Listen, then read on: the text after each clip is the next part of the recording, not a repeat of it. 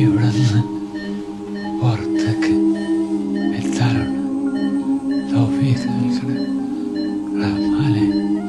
ഇതിന്റെ പരീക്ഷണങ്ങളിൽ എത്രയും പെട്ടെന്ന്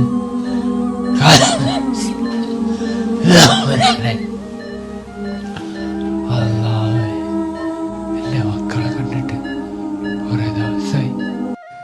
അസ്സലാമു അലൈക്കും വറഹ്മത്തുള്ളാഹി. ഫിറോസ് കുന്നംപറമ്പിലാണ്.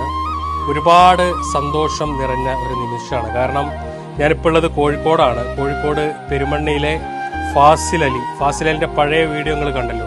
ഒരുപാട് ഭയപ്പാടോടെയും അതല്ലെങ്കിൽ സങ്കടത്തോടെയൊക്കെ നമ്മളൊക്കെ കണ്ട ഒരു വീഡിയോ ആണ് ഫാസിലിന്റെ. ഹൃദയം മാറ്റിവെക്കാൻ വേണ്ടിയിട്ട് ചെന്നൈ MGM ഹോസ്പിറ്റലിൽ ആ ഒരു ശ്വാസം എടുക്കാൻ കഴിയാതെ വെന്റിലേറ്ററിൽ ഇങ്ങനെ കടന്ന് പടയുന്ന ഒരു ചെറുപ്പക്കാരൻ. ഒരു പക്ഷേ ആ വീഡിയോ കണ്ട എല്ലാവരും ആത്മാർത്ഥമായിട്ട് പ്രാർത്ഥിച്ചിരുന്നു ഫാസിൽ ജീവിതത്തിലേക്ക് തിരിച്ചു വരണം. കാരണം അങ്ങനെ ഒരു അവസ്ഥയായിരുന്നു ആ ഒരു സമയത്ത് ഫാസിലിൻ്റെത്.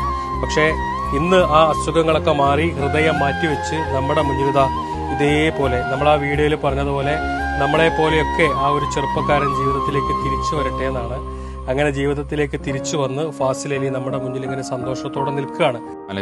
പിന്നെ എന്നെ സഹായിച്ച ഫിറോസ് കാക്കും ബാക്കിയുള്ള എല്ലാവർക്കും നന്ദി അറിയിക്കുകയാണ്.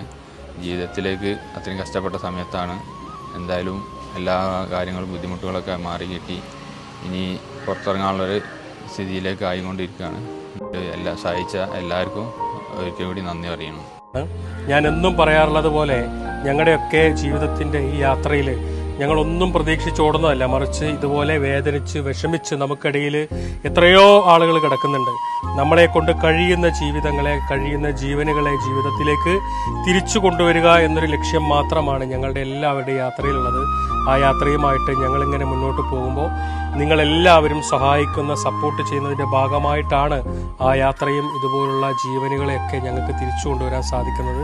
തുടർന്നും നിങ്ങളുടെയൊക്കെ വലിയ സപ്പോർട്ട് ഞങ്ങളുടെ പ്രവർത്തനങ്ങളിൽ ഉണ്ടാവണം എന്ന് അഭ്യർത്ഥിക്കുകയാണ്.